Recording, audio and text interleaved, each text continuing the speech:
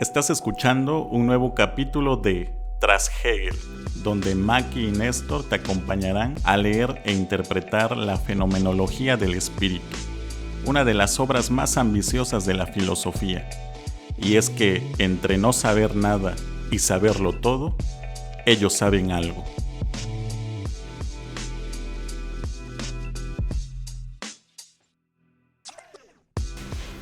Hola, bienvenidos a un nuevo capítulo de Tras Hegel, el primer podcast de filosofía en español donde leemos e interpretamos la fenomenología del espíritu de principio a fin. Yo soy Maki. Y yo soy Néstor. ¿Y qué vimos en el capítulo anterior? En el capítulo anterior analizábamos las críticas que la Ilustración realiza nuevamente a la fe en el sentido de cómo concibe al ser humano de manera negativa. En este capítulo, el primero del nuevo año 2021, ¿cómo los trata el futuro a todos? Espero que bien. Vamos a terminar el apartado 3, el derecho de la ilustración, leyendo la sección gamma, la fe vacía de contenido.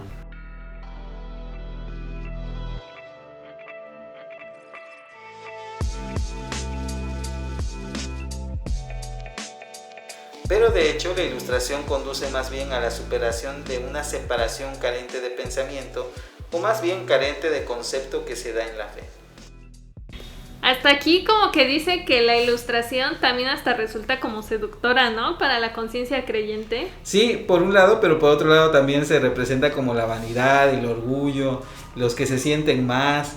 Vamos a poner el caso de una persona que es agnóstica o atea. Cuando se enfrenta con una persona creyente aparece un poco como soberbia, por el hecho de decir que aquel que está creyendo es una persona ingenua. Ajá, y esto como que somos tontos, ¿no? Sí, ¿no? Se denota, pero para el creyente, ahorita como Hegel está mencionando esto de las dos lenguas, los dos ojos, los dos oídos, me hace pensar que como que el creyente siempre lo puede ver en dos perspectivas. Puede ver el suceso contingente, pero puede ver o trata de ver un sentido trascendente en el acontecimiento contingente, porque él asume que con la oración puede transformar la realidad, pero para el ateo agnóstico pues esto es risible, ¿no? Porque asume que la oración y demás pues no significan un cambio real con la realidad.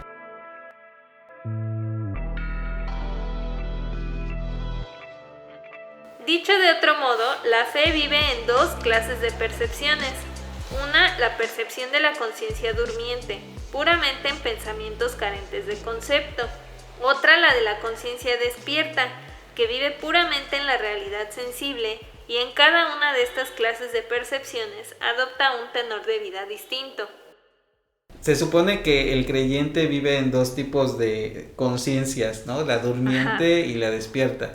La durmiente porque es la concepción de la trascendencia o el plan de Dios y demás, y la despierta que es el mundo sensible, ¿no? Y que está perfectamente consciente de las dos, o sea, no está ni engañada ni nada. Pero a lo mejor lo que crea sentido en una no necesariamente crea sentido en la otra, y por eso todo se deja a la mano de Dios. Y en este sentido me parece que la Ilustración lo que ilumina es que el camino de una también es el camino de la otra, o dicho de otro modo, que de alguna u otra manera la divinidad se realiza con las obras del obrar humano, pero no es que haya un plan distinto en un nivel y en otro nivel, sino que todos se mueven en el mismo nivel contingente y trascendente, que es un poco decir también como que el ser humano realiza el reino de los cielos en la tierra, un poco a lo marxista, ¿no? Entonces como que a final de cuentas pudiéramos decir que aunque la Ilustración y la conciencia de fe operan en niveles diferentes, lo hacen con los mismos ingredientes. Sí. Porque la fe, o sea, de todos modos su representación de lo divino es con base en sus percepciones sensibles. Claro. Y por eso vemos un señor con barba y una señora con velo. Claro, pero el modo de estar en el mundo es distinto porque se sirve a Dios de manera diferente cuando tú asumes un Dios trascendente, alejado de ti, como siendo el otro totalmente extraño, a cuando el ser humano asume su carácter divino y trata de transformar el mundo así, de esa manera. Porque entonces, si bien es cierto que parten a lo mejor de estas mismas nociones de divinidad y de relación con el mundo, su manera de estar dentro del mundo y su manera de obrar dentro del mundo se vuelve distinta.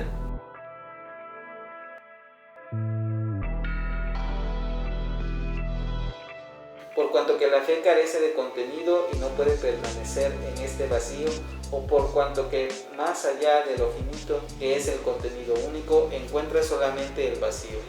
La fe es un puro anhelo, su verdad un más allá vacío, al que no puede encontrarse ya de ningún contenido adecuado, porque todo se ha tornado otro. Pues es lo que yo estaba diciendo, ¿no? Sí. La ilustración hace ver a la fe que de todos modos estamos actuando con los mismos ingredientes. Sí. Y de todos modos estamos siempre hablando de cosas que tienen que ver con la percepción sensible, y entonces la fe se queda como que en shock. Pues sí, porque es el puro anhelo, ¿no? O sea, si vas a transformar el mundo, yo regresando a mi ejemplo, tratar de pensar que, porque yo lo deseo, va a cambiar. Y entonces le rezo a Dios, le oro a Dios para que cambie. Pero en realidad nada más me quedo en el deseo de que cambie. Sí, porque el mundo es indiferente a nosotros. ¿Acaso Hegel estaba haciendo prefigura del existencialismo? Pues parecería en este aspecto, al menos en el sentido de que no basta con la fe para que el mundo se transforme. De hecho, con la fe el mundo no se transformó, sino que se mantuvo siempre idéntico. Pongamos en el sentido Cierto. En el sentido de la época de la Edad Media, pues duró bastante porque la estructura estaba apoyada en la idea de Dios. Y fueron muchísimos años. Sí. Y no hubo un cambio sustantivo, ¿no? Respecto a modos de producción, saber y demás, hasta que cambia la mentalidad del ser humano y deja de ver que todo tenga que ver con la mano de Dios y su providencia divina y que proceda naturalmente, hasta que asume el ser humano su responsabilidad. Entonces el mundo cambió.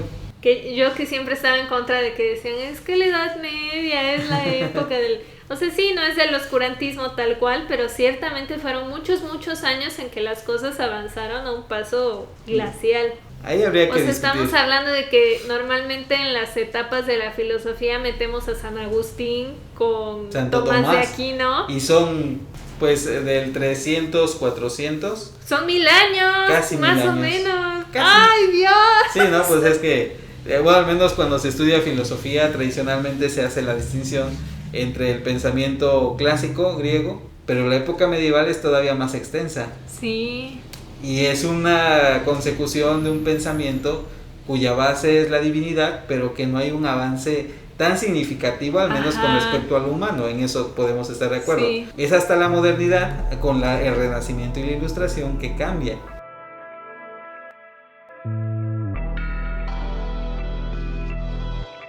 La misma Ilustración lleva en sí esta mácula del anhelo insatisfecho, como puro objeto en su vacía esencia absoluta, como obrar y movimiento en el sobrepasar su esencia singular para ir hacia el más allá no cumplido, como objeto cumplido en la carencia de sí mismo de lo útil.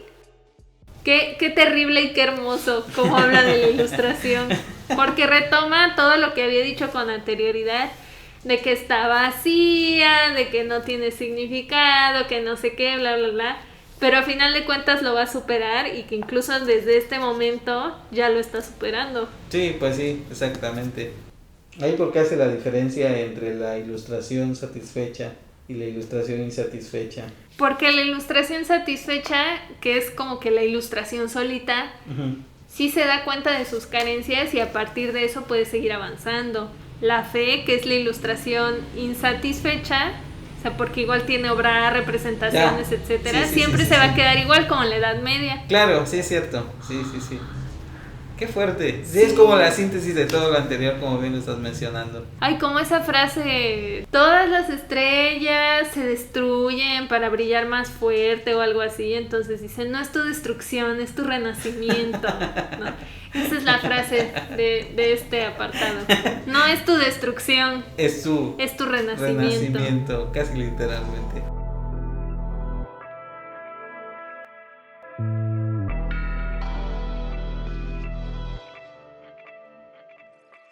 Vamos a dejarle hasta ahí por esta semana. ¿Qué nos tiene que quedar claro? Bueno, nos debe quedar claro entonces cómo Hegel termina por darle las últimas estocadas finales a la religión, o al menos a la fe, en el sentido de que solamente la Ilustración puede superar estas estructuras que se encuentran medianamente desarrolladas en la conciencia religiosa, pero es la Ilustración la que viene a cumplirlas a cabalidad. Nos escuchamos dentro de 15 días para comenzar el apartado B, la verdad de la ilustración. Recuerden que mientras tanto pueden escuchar todos nuestros capítulos pasados, presentes y futuros en nuestra web que es trashegel.com.